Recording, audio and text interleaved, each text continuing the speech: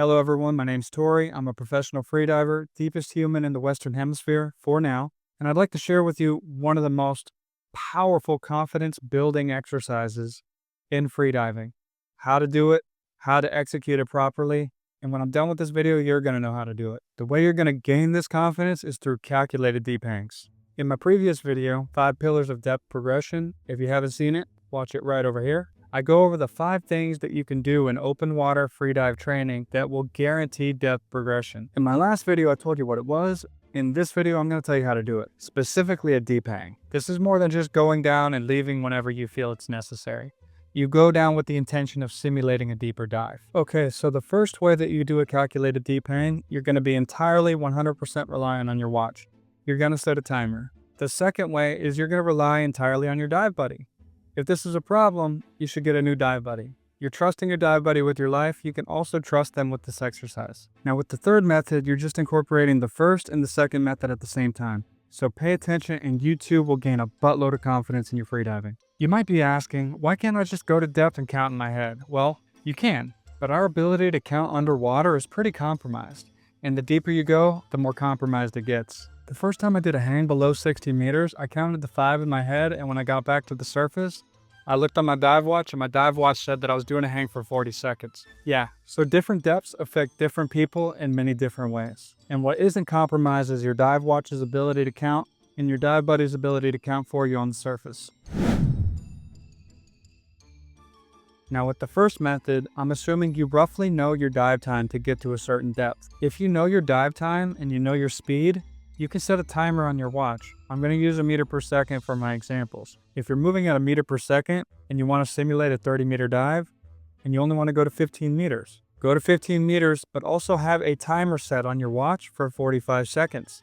That means when you get to 15 meters in 15 seconds, you'll hang out for another 30 seconds, and that will replicate the time it takes to get to 30 meters and make it back to 15 meters. Once you hear that timer alarm go off, you leave, you go back to the surface, and you just simulated a 30-meter dive. Now 20 meters won't seem so scary. Congratulations. Way number 2, you rely on your dive buddy. When you get down there, you say you're going to signal them with a very small pull. Don't make fun of this gesture. That's going to signal your dive buddy. Let them know that you're at depth. They're going to start a timer, a 30-second timer, same as what your watch would have been. When the timer reaches 30 seconds, they signal you to come back with another double pull. Why do you need to make a double pull on the rope? Because if it's waving, waves kind of move like this. They never move like that. So if you give a double pull on the rope and they give you a double pull on the rope back, you're not going to confuse it for a wave. Also, I'm telling you to pull like this so that you're not pulling in a manner that can injure you at depth. Pulling like this all willy-nilly, that can lead to an injury such as a lung squeeze, an injury that I'm not going to get into in this video. There's no lungs associated with this quick little movement. That's why I'm telling you to pull like this, stop making fun of me, and it's the safest, most effective way for most people to do this exercise.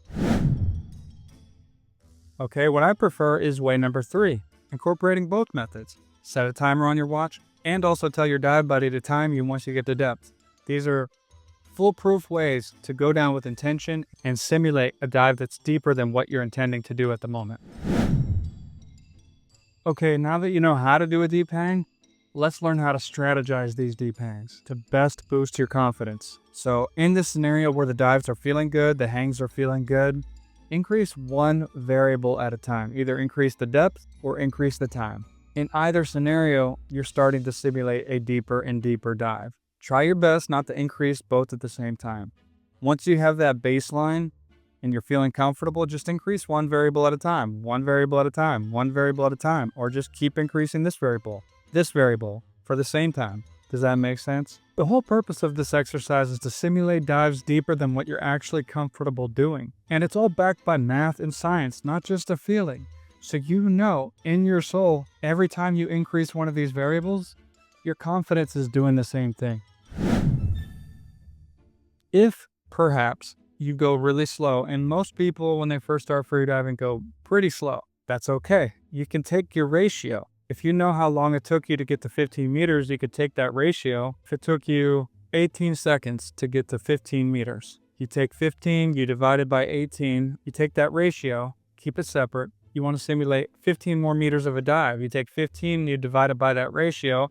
That's the number of seconds that you'll have to stay at depth. And you'll need to multiply that number times 2 to account not only for your way down, but also your way back up. For those of you that want to know how to most accurately calculate these deep hangs, this is how you would do it.